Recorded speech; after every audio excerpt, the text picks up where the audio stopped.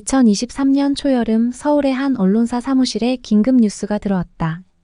북한의 고위급 간부들이 대거 탈북했다는 충격적인 소식이었다. 김인경 기자는 흥분된 마음을 진정시키며 빠르게 키보드를 두드렸다. 북한 고위급 간부 23명, 한국으로 집단 탈북. 헤드라인을 쓰고 나서야 김 기자는 자신이 숨을 참고 있었다는 것을 깨달았다. 이는 단순한 뉴스가 아니었다. 한반도의 역사를 뒤흔들 대사건이었다. 정보를 정리하면서 김 기자의 눈이 점점 커졌다. 탈북한 인사들 중에는 노동당 비서, 인민군 대령, 해외 주재 외교관들이 포함되어 있었다. 그러나 가장 충격적인 것은 북한 국가보위성의 중장급 인사가 포함되어 있다는 사실이었다. 이건 정말 대단한 일이야. 김 기자는 혼잣말을 했다. 국가보위성은 북한 체제를 수호하는 핵심 기관이었다. 그곳의 고위 간부가 탈북했다는 것은 북한 체제의 근간이 흔들리고 있다는 신호나 다름없었다. 김 기자는 서둘러 관련 전문가들에게 연락을 취했다. 전화기 너머로 들려오는 전문가들의 목소리에서도 흥분이 느껴졌다. 이번 사건은 북한 체제의 균열을 보여주는 결정적인 증거입니다. 한 북한 전문가가 말했다. 특히 국가보위성 고위 인사의 탈북은 전례가 없는 일이에요. 이는 김정은 정권의 통제력이 약화되고 있다는 신호로 볼 수 있습니다. 김 기자는 밤을 새워가며 기사를 작성했다. 그녀의 기사는 다음날 아침 신문이 일면을 장식했고 온라인에서도 폭발적인 반응을 얻었다. 며칠 후 김 기자는 국가정보원의 비공개 브리핑에 초대받았다. 보안 서약서에 서명한 후 그녀는 더 자세한 내용을 들을 수 있었다. 탈북한 국가보위성 중장은 해외에서 총책을 맡고 있었습니다. 정보원 관계자가 설명했다. 그는 김정은의 직접적인 명령을 받고 활동하던 중 탈북을 결심했습니다. 우리가 입수한 정보에 따르면 그가 성경을 읽고 교회에 다니는 모습이 목격되었다고 합니다. 김 기자는 놀라움을 감추지 못했다. 북한에서 종교활동은 엄격히 금지되어 있었다. 특히 고위 간부가 종교에 관심을 갖는다는 것은 상상조차 할 수 없는 일이었다. 김정은이 이 사실을 알고 그를 북한으로 소환하려 했지만 그는 끝내 탈북을 선택했습니다. 관계자의 설명이 이어졌다. 우리는 그를 안전하게 한국으로 데려오는 데 성공했습니다. 김 기자는 이 정보를 어떻게 다뤄야 할지 고민에 빠졌다. 이는 분명 대중이 알아야 할 중요한 정보였지만 동시에 탈북자의 안전을 위협할 수도 있는 민감한 내용이었다. 그녀는 며칠 동안 고심 끝에 탈북자의 신원을 밝히지 않은 채 대략적인 상황만을 보도하기로 결정했다. 그녀의 기사는 다시 한번 큰 반향을 일으켰다. 한편 북한에서는 이 사건으로 인해 큰 혼란이 일어나고 있었다. 김정은은 분노를 참지 못하고 대규모 숙청을 지시했다. 해외에 나가 있는 모든 고위 간부들을 소환하고 국내의 엘리트 계층에 대한 감시를 강화했다. 그러나 이러한 조치는 오히려 역효과를 낳았다. 강화된 통제와 감시로 인해 더 많은 고위 간부들이 탈북을 고려하기 시작한 것이다. 김 기자는 이후 몇 주 동안 계속해서 관련 소식을 전했다. 그녀의 기사를 통해 한국 국민들은 북한 체제의 균열과 그 의미에 대해 깊이 생각하게 되었다. 이번 사건은 단순한 탈북 사건이 아닙니다. 김 기자는 한 TV 프로그램에 출연해 말했다. 이는 북한 체제의 근본적인 변화를 예고하는 신호탄일 수 있습니다. 우리는 이 상황을 주시하면서 동시에 통일을 위한 준비를 해야 할 때입니다. 그녀의 말에 많은 시청자들이 고개를 끄덕였다. 한반도의 미래가 새로운 국면을 맞이하고 있음을 모두가 느낄 수 있었다. 2023년 여름 서울의 한 카페에서 김인경 기자는 북한 전문가인 이 교수와 만났다. 최근 급증하는 탈북 사례의 배경에 대해 깊이 있는 대화를 나누기 위해서였다. 교수님, 최근 탈북 민수가 급증하고 있는데 특히 고위급 인사들의 탈북이 눈에 띕니다. 이런 현상의 배경이 무엇일까요? 김 기자가 물었다. 이 교수는 커피를 한 모금 마시고 대답했다. 가장 큰 원인은 국제사회의 대북 제재와 코로나19 팬데믹의 여파라고 볼 수 있습니다.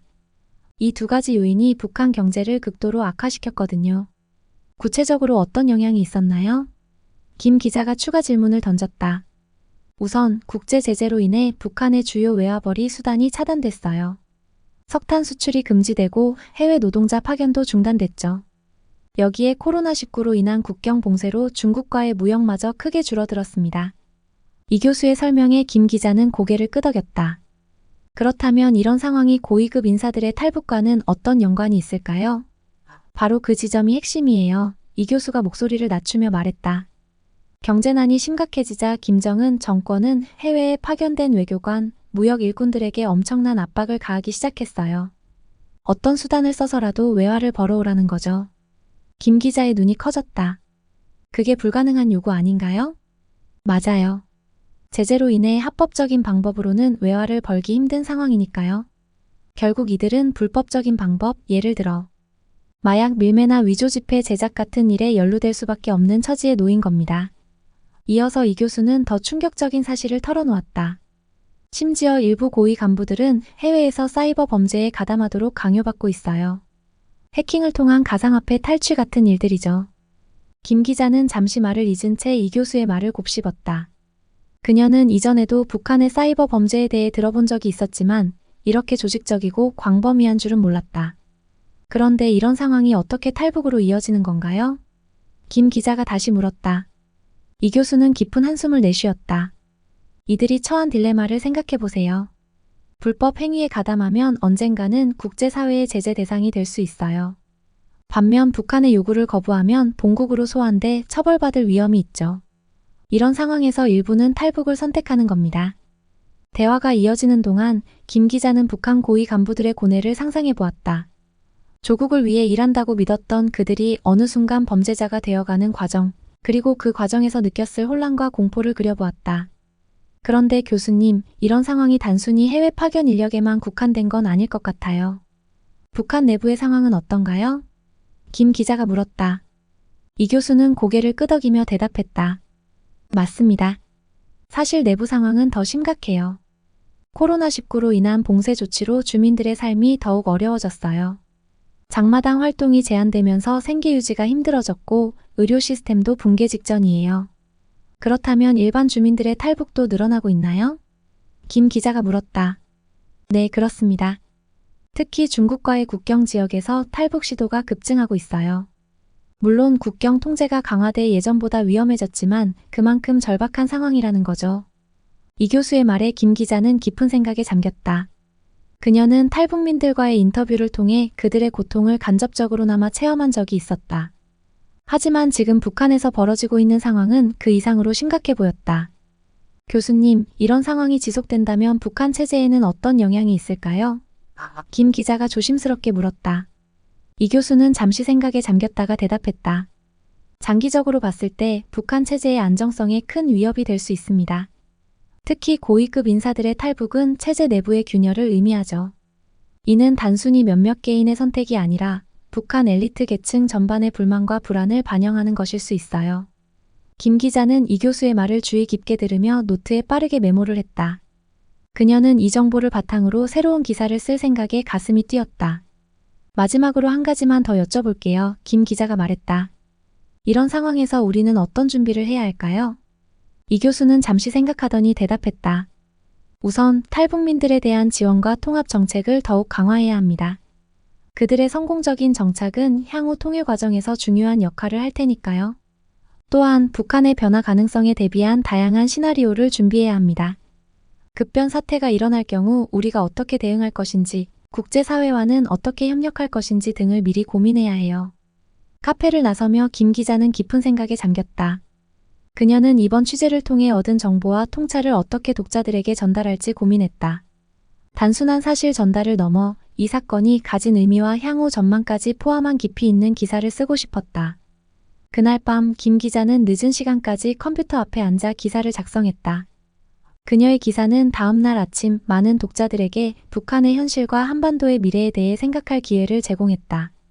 2023년 8월의 어느 무더운 날, 김인경 기자는 서울 외곽의 한 안전가옥에서 최근 탈북한 국가보위성 중장 출신 박철호 씨와 만났다. 철저한 보안 절차를 거친 후에야 그를 만날 수 있었다. 안녕하세요, 박철호 씨. 저는 김인경 기자입니다. 오늘 이렇게 만나주셔서 감사합니다. 김 기자가 정중히 인사했다. 박철호는 깊은 주름이 있는 얼굴로 고개를 끄덕였다. 네, 반갑습니다. 제 이야기가 도움이 될 수 있길 바랍니다. 김 기자는 조심스럽게 첫 질문을 던졌다. 먼저 여쭤보고 싶은 게 있습니다. 국가보위성의 고위 간부셨는데 어떤 계기로 탈북을 결심하게 되셨나요? 박철호는 잠시 침묵했다. 그의 눈에 복잡한 감정이 스쳐 지나갔다. 그건 제가 우연히 접한 성경 때문이었습니다. 김 기자의 눈이 커졌다. 성경이요? 박철호는 고개를 끄덕였다. 네. 제가 해외에서 근무할 때였어요. 어느 날 호텔 서랍에서 성경책을 발견했죠. 호기심에 읽기 시작했는데 그 내용이 저를 완전히 뒤흔들어 놓았습니다. 그는 잠시 말을 멈추고 깊은 숨을 내쉬었다. 북한에서는 상상도 할 수 없는 내용이었어요. 모든 인간이 평등하다는 것, 사랑과 용서의 중요성. 이런 가치관이 제가 지금까지 믿어온 모든 것과 충돌했습니다. 김 기자는 박철호의 말을 주의 깊게 들으며 노트에 빠르게 메모했다. 그런데 어떻게 더 깊이 신앙을 가지게 되셨나요? 북한 고위 간부의 신앙생활은 매우 위험할 텐데요. 박철호의 눈에 긴장감이 서렸다. 맞습니다. 매우 위험했죠. 하지만 저는 점점 더 진리에 목마르게 되었어요. 비밀리에 현지 교회를 찾아갔고 그곳에서 한국인 선교사를 만났습니다. 그분을 통해 더 많은 것을 배웠죠. 그런데 어떻게 들키지 않으셨나요? 김 기자가 물었다. 박철호는 쓴웃음을 지었다. 결국 들키고 말았습니다. 동료 보위부원이 저를 미행했던 거죠. 그 순간 저는 결단을 내려야 했습니다. 북한으로 돌아가 처형당하거나 아니면 자유를 선택하거나. 김 기자는 숨을 깊게 들이마셨다. 그의 선택이 얼마나 큰 용기를 필요로 했는지 상상할 수 있었다. 그래서 탈북을 결심하셨군요. 박철호는 고개를 끄덕였다. 네. 하지만 쉽지 않았습니다. 저는 국가보위성의 고위 간부였기 때문에 24시간 감시를 받고 있었어요. 탈출 계획을 세우는 것 자체가 거의 불가능했죠. 어떻게 성공하셨나요? 김 기자가 물었다. 박철호의 눈에 결연한 빛이 어렸다. 저는 제가 가진 모든 정보와 인맥을 활용했습니다. 국가보위성에서 일하며 알게 된 탈북 경로, 감시의 허점 등을 이용했죠. 그리고 믿을 수 있는 몇몇 부하들의 도움을 받았습니다. 김 기자는 놀라움을 감추지 못했다. 부하들까지 함께 탈북하신 건가요? 박철호는 고개를 끄덕였다. 네, 몇몇은 함께 왔습니다. 그들도 저와 비슷한 생각을 하고 있었더군요. 우리는 함께 목숨을 걸고 국경을 넘었습니다. 김 기자는 잠시 말을 잊은 채 그의 이야기를 곱씹었다. 그의 탈북은 단순한 개인의 선택이 아니라 북한 체제 내부의 균열을 보여주는 상징적인 사건이었다. 박철호 씨의 탈북 소식이 북한에 알려졌을 때 어떤 반응이 있었나요? 김 기자가 물었다. 박철호의 표정이 어두워졌다. 혼란과 공포였죠. 김정은은 경로했다고 합니다. 즉시 대규모 숙청이 시작되었어요. 저와 관련된 모든 사람들, 심지어 먼 인척들까지 조사를 받았다고 해요. 그는 잠시 말을 멈추고 깊은 한숨을 내쉬었다. 제 탈북으로 인해 많은 사람들이 고통받게 된 것 같아 마음이 무겁습니다. 하지만 동시에 이것이 북한 체제의 변화를 위한 필요한 과정이라고 믿습니다. 김 기자는 고개를 끄덕였다. 박철호 씨의 탈북이 북한 체제에 어떤 영향을 미쳤다고 보시나요? 박철호는 잠시 생각에 잠겼다. 우선 김정은의 통치력이 크게 약화되었을 겁니다. 국가보위성은 김정은 정권의 핵심 기관이에요. 그곳의 고위 간부가 탈북했다는 것은 체제의 근간이 흔들리고 있다는 신호입니다. 그는 말을 이어갔다. 또한 다른 고위 간부들에게도 큰 충격을 주었을 겁니다. 우리도 언제든 저렇게 될 수 있다는 불안감이 퍼졌을 거예요. 이는 체제에 대한 충성심을 약화시키고 더 많은 탈북을 유발할 수 있습니다. 김 기자는 고개를 끄덕이며 열심히 메모를 했다. 그렇다면 북한 정권은 어떤 대응을 하고 있나요? 극도로 강화된 감시와 통제일 겁니다. 박철호가 말했다. 특히 해외에 나가 있는 고위 간부들에 대한 감시가 더욱 철저해졌을 거예요. 가족을 인질로 삼아 통제하는 방식도 더욱 강화되었을 겁니다. 김 기자는 잠시 생각에 잠겼다. 그런데 그런 극단적인 통제가 오히려 역효과를 낳을 수도 있지 않을까요? 박철호는 쓴웃음을 지었다. 맞습니다. 실제로 그런 일이 일어나고 있어요. 극단적인 통제는 오히려 더 많은 불만과 반발을 낳고 있습니다. 특히 젊은 세대들 사이에서 변화에 대한 욕구가 커지고 있죠. 대화가 이어지는 동안 김 기자는 박철호의 탈북이 단순한 개인의 선택을 넘어 북한 체제 전반에 미치는 영향의 크기를 실감했다. 마지막으로 한 가지만 더 여쭤보겠습니다. 김 기자가 말했다. 앞으로 북한은 어떻게 될 것 같으신가요? 박철호는 잠시 깊은 생각에 잠겼다. 변화는 불가피합니다. 북한 주민들, 특히 젊은 세대들은 이미 외부 세계에 대해 알고 있어요. 그들은 변화를 원하고 있습니다. 김정은 정권이 이 변화의 요구를 계속 무시한다면 언젠가는 큰 충격이 올 것입니다. 그의 눈에 희망의 빛이 어렸다. 하지만 저는 그 변화가 평화롭게 일어나기를 바랍니다. 북한 주민들이 더 이상의 고통 없이 자유를 얻을 수 있기를 기도하고 있습니다. 인터뷰를 마치고 나오면서 김 기자는 깊은 생각에 잠겼다. 박철호의 이야기는 북한의 현재와 미래에 대해 많은 것을 시사하고 있었다. 그의 탈북은 단순한 개인의 선택이 아니라 북한 체제의 근본적인 변화를 예고하는 신호탄이었다. 김 기자는 이 이야기를 어떻게 전달할지 고민했다. 단순한 사실 전달을 넘어 이 사건이 한반도의 미래에 미칠 영향까지 포함한 깊이 있는 기사를 쓰고 싶었다. 그녀는 박철호의 용기와 결단이 언젠가 북한의 변화와 한반도의 평화통일로 이어지기를 희망하며 걸음을 옮겼다. 2023년 9월 서울의 한 공원. 김인경 기자는 벤치에 앉아있는 박철호 씨를 발견했다. 그는 한 달 전 그들의 첫 만남 때와는 사뭇 다른 모습이었다. 긴장감 넘치던 표정 대신 평온함이 느껴졌고 옷차림도 한국의 일반 중년 남성과 다를 바 없었다. 안녕하세요, 박철호 씨. 오랜만에 뵙네요. 김 기자가 인사했다. 박철호는 미소를 지으며 답했다. 안녕하세요, 김 기자님. 이렇게 다시 만나게 되어 반갑습니다. 김 기자는 그의 옆에 앉으며 물었다. 한 달 사이에 많이 달라지신 것 같아요. 한국 생활은 어떠신가요? 박철호의 얼굴에 복잡한 감정이 스쳐 지나갔다.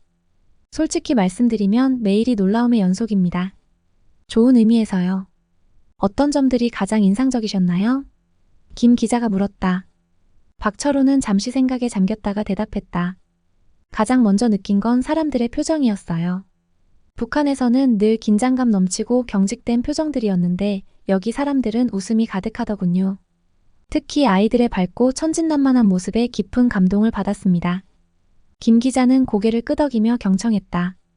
그리고 거리를 걷다 보면 사람들이 자유롭게 정치 얘기를 나누는 걸 들을 수 있어요. 처음엔 너무 놀라 주변을 두리번거렸죠. 누가 잡아가지 않을까 걱정도 됐고요. 박철호가 쑥스러운 듯 웃었다. 아, 그리고 종교의 자유도 정말 놀라웠습니다. 제가 기독교 신자가 된 이후로 여기서 자유롭게 예배를 드릴 수 있다는 게 너무나 감사해요. 김 기자는 호기심 어린 눈으로 물었다. 북한에서의 삶과 비교하면 어떤가요? 박철호의 눈빛이 잠시 어두워졌다. 비교할 수 없을 정도로 다릅니다. 북한에서는 모든 것이 통제되고 감시당했어요. 여기선 제가 원하는 대로 살 수 있죠. 그 자유로움이 때로는 부담스럽기도 해요. 부담스럽다니요? 김 기자가 물었다.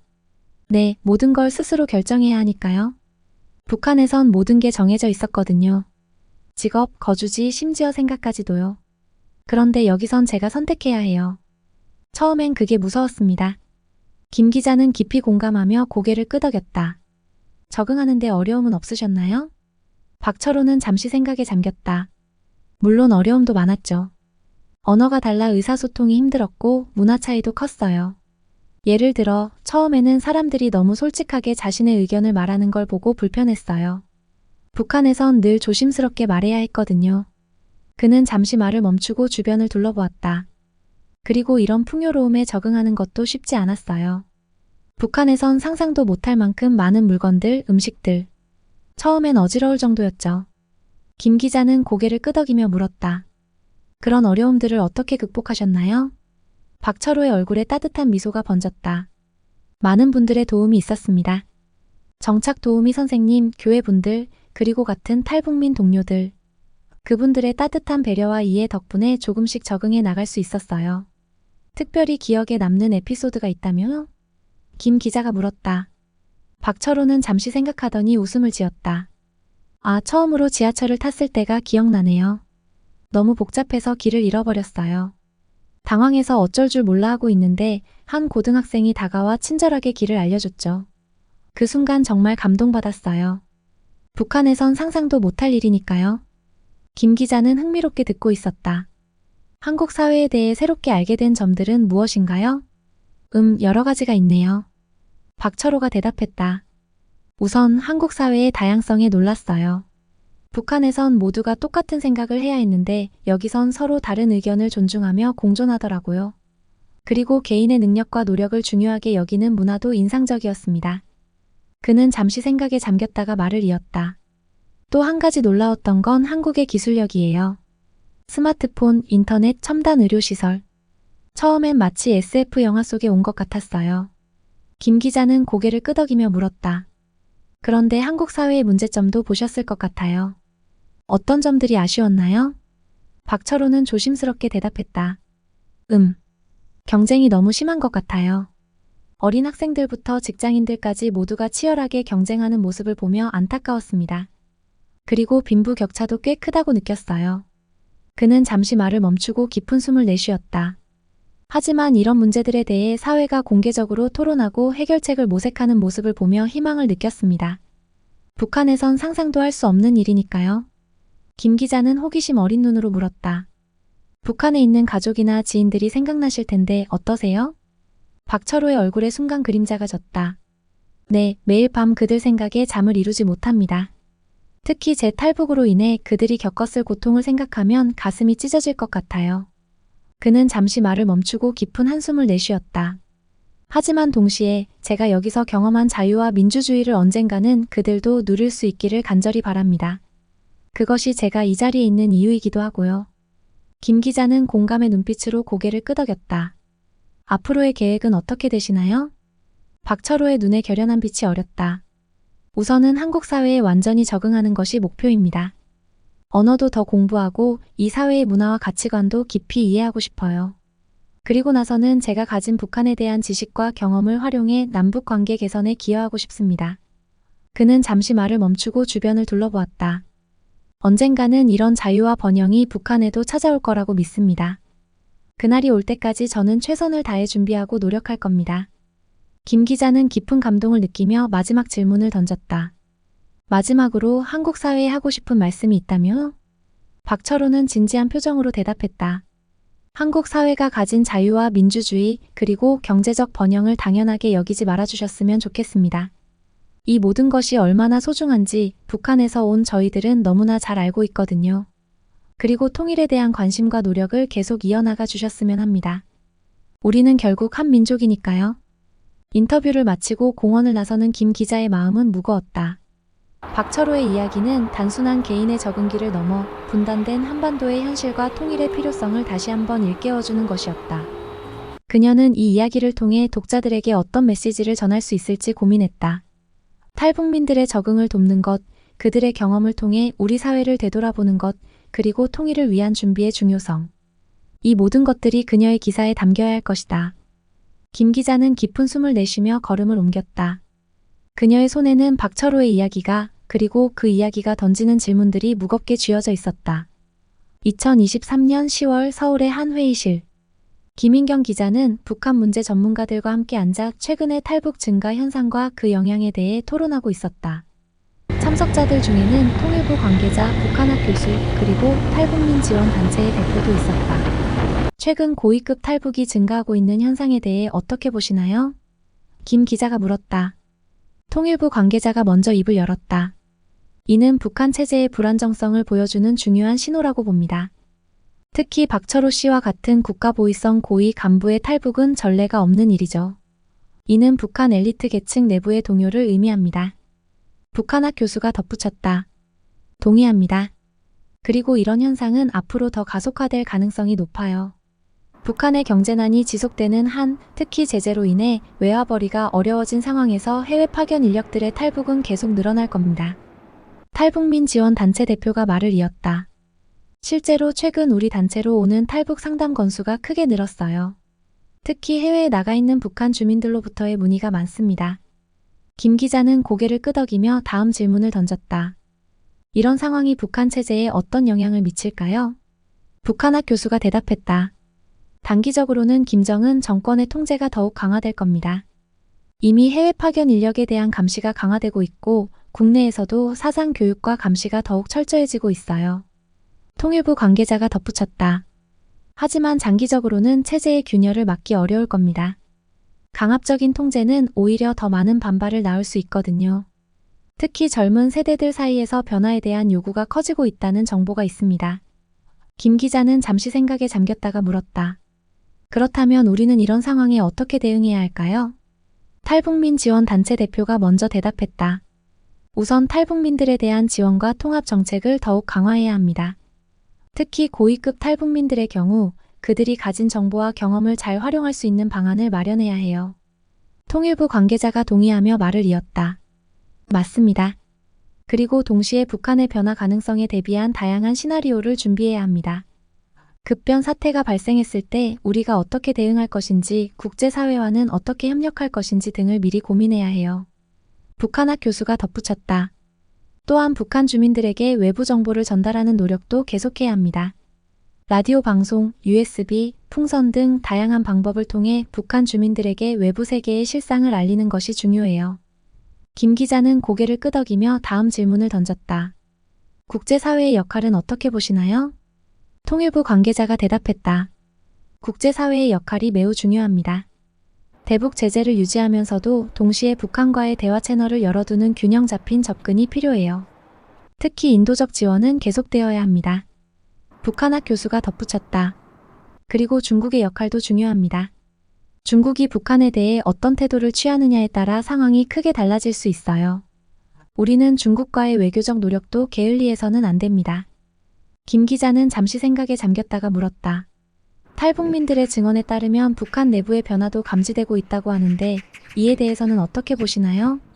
탈북민 지원 단체 대표가 대답했다. 네, 맞습니다. 특히 장마당 세대라고 불리는 젊은 층을 중심으로 변화의 움직임이 있어요. 그들은 이미 외부 정보에 어느 정도 노출되어 있고 시장 경제 활동을 통해 자본주의적 사고방식에 익숙해져 있죠.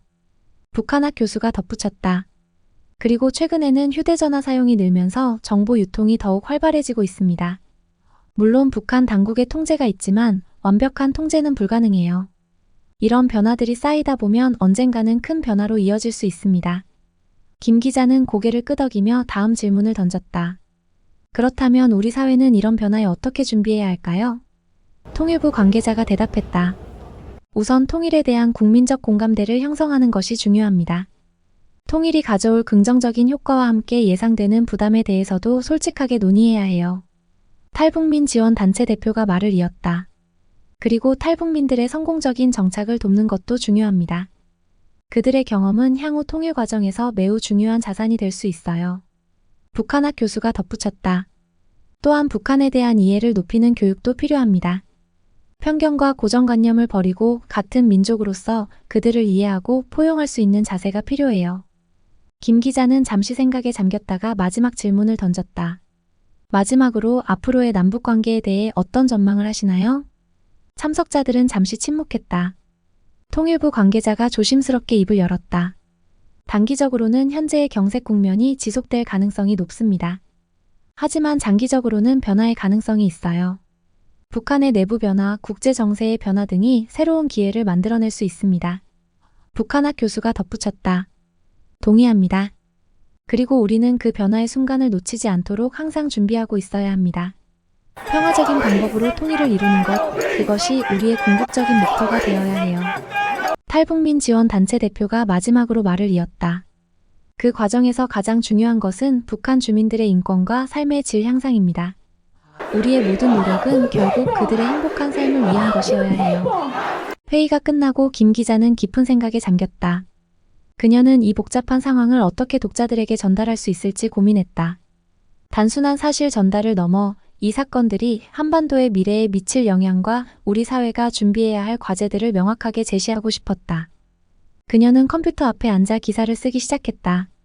최근 북한 고위급 인사들의 탈북이 증가하고 있다. 이는 북한 체제의 균열을 보여주는 중요한 신호로 해석된다. 하지만 동시에 이는 우리 사회에 새로운 과제를 안겨주고 있다. 김 기자는 깊은 숨을 내쉬며 키보드를 두드렸다. 그녀의 기사가 독자들에게 북한 문제의 복잡성을 이해시키고 통일을 향한 준비의 중요성을 일깨워줄 수 있기를 희망했다.